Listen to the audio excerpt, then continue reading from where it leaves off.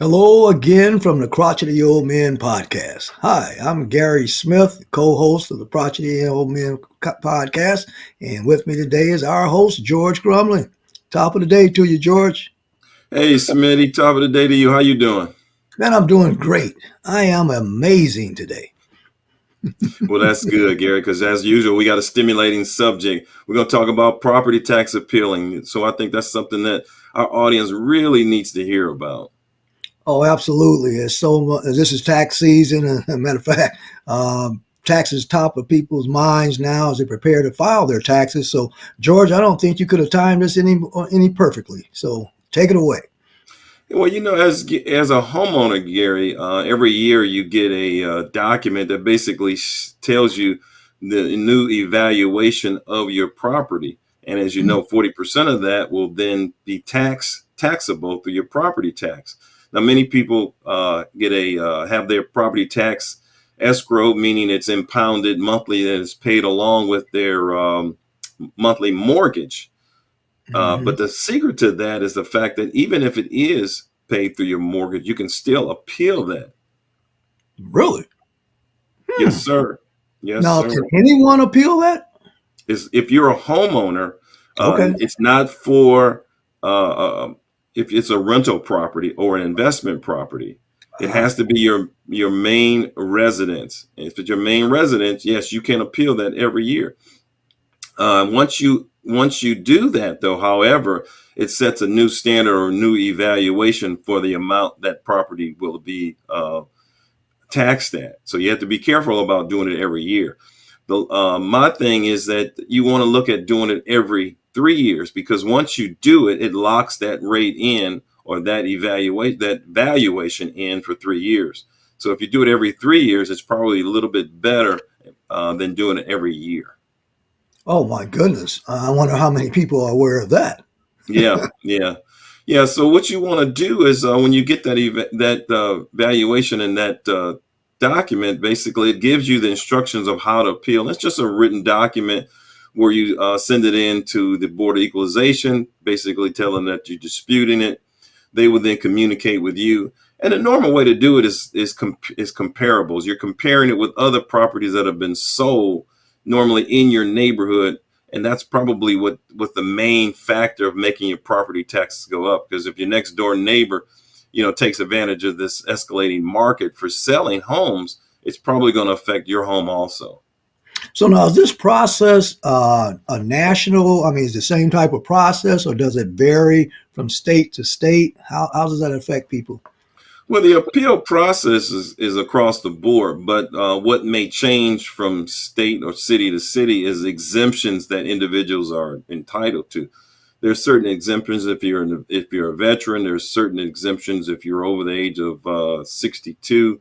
So you have to check with your local municipality to find out what exemptions will apply. Now, one that should apply across the board is your homeowner's exemption. Once you purchase that property, you should file immediately a homeowner's. And here again, it's for those that are living in the property Okay. that can take advantage of a homeowner's exemption. Are there any fees or costs involved, George, with this process? In appealing, no, there's no fee.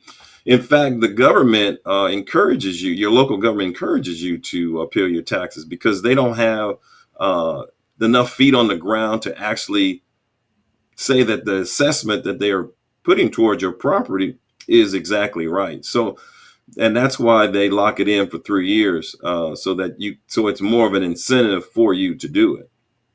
Geez, this sounds like a heck of an opportunity for homeowners to save some money. Absolutely, absolutely. And if you're not doing it, you're missing the boat. For example, my neighbor did a significant increase upgrades on his property, Mhm. which once he sold it, it made my property go up, the valuation go up 60% based on the tax the previous 3 years. Because I appealed mine 3 years ago, and it was locked in for those 3 years. But 2023 was the year that it expired. So when I got my tax bill for 2023, it had gone up 60% based on the fact that my neighbor sold his property for one of these huge amounts. So first thing I wanted to do was, get some comps together and show them that, I had made significant increases in my property, and no way was my property valued at that amount. Wow. So now, when you say comps, so a homeowner, where would they find these comps? Or, well, I guess that's a abbreviation for comparables, right? Comparables, correct. Right. Well, for me, it was easy because I'm a real estate agent, so I was able to just go into MLS and grab them. But if you're not MLS, you can either consult a real estate person. You can probably get some from Zillow. There's some other things on the web that you can get as far as anything that's going to show sales of properties in the area. For me, it was to show not only sales, but also to show, mostly, to show sales in the neighborhood, because that way you can show that this house, may have sold for a larger amount, but then there were some sales in the neighborhood that were a lot lower, and they were more comparable to your property, meaning from bedroom size, bathroom, number of bathrooms, basement or not, those kind of things. George, are you limited to the amount of, well, I guess you are, because you can only live in one house at a time. So I answer that. Yeah, like I said, it has to be your main residence. I got you. That you're appealing the property. Now, that's a good point. If it's a rental, you could still appeal the property. I don't see there any reason why you couldn't appeal it if you were a rental. Like I said, the only thing that you can't take advantage of, it's a rental, is the exemptions. Okay. But anytime you can appeal your property tax. Okay, so as long as you have the deed or the title to that property as an owner, you should be able to appeal those taxes. Absolutely. Correct? Absolutely. Oh, my yeah, because they think about it. If you buy a property that, over the years needs a lot of work, and you're buying that for the reason of investment, and there's some houses in the neighborhood that have already been fixed up, have sold for higher amounts. If they're comparing their property tax to that one, it may be excessive. So there's something that you want to look at. Now, once you fix the house up, and pull permits, they may then adjust it to a higher amount. But that's the gamble you take.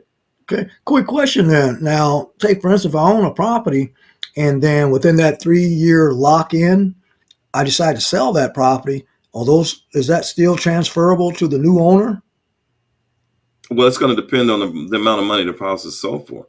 Oh, okay. So your property tax of 40% of what the valuation of that house is sold for. And here again, it's normally that's what's going to set that bar. So you have to look at that and see what the properties have sold for in the area. Wow, man, this sounds like an incredible opportunity for people right now, because what I'm hearing you say now, that you can appeal your taxes, property taxes. It's locked in for 3 years. Doesn't cost you anything. You don't have to pay any fees or anything. You don't need an attorney or any professional advice or anything like that? No, I mean, it's a pretty simple process. Like I said, the local cities make it pretty easy for you to go ahead and do it. You can always get help if you just feel like you need help. I'm sure there's some attorneys out there that likely love to charge you to do it, but I did mine myself. I was able to get a lower value assessment, and therefore lowering the property tax based on what the valuation and the comps that I was able to pull. But, like I said, we did a full episode of this on our podcast. I encourage everybody to go to the Crotchety Old Man Podcast, wherever you get your favorite podcast, and listen to the full episode. And we'll talk more about examples of this whole thing. But it's something that you want to take advantage of if you're a homeowner. Yeah, it sounds like an incredible opportunity. And listen up, y'all. If you're not taking advantage of this, you should, because a dime saved or a penny saved is more valuable than a penny earned. Absolutely. Absolutely. So that kind of ends our episode today, Smitty. What kind of words of wisdom you got for us? Well, I figured it's this. If you don't try to create the future that you want, you must endure the future that you get. So, hey, well said. Well said. And as we always say on the Crotchety Old Man, if you didn't know, now you know. You know. Take care. Be blessed. The Crotchety Old Man Podcast is not a registered investment, legal, or tax advisor or a broker-dealer. All investment financial opinions expressed by or on the Crotchety Old Man Podcast are from the personal research and experience of the owner of the site and are intended as educational material. Although best efforts are made to ensure that all information is accurate and up to date, occasionally unintended errors and misprints may occur. Before you invest or make any investment-based decisions, consider your own personal circumstances. You should do your own research and seek advice from a financial professional.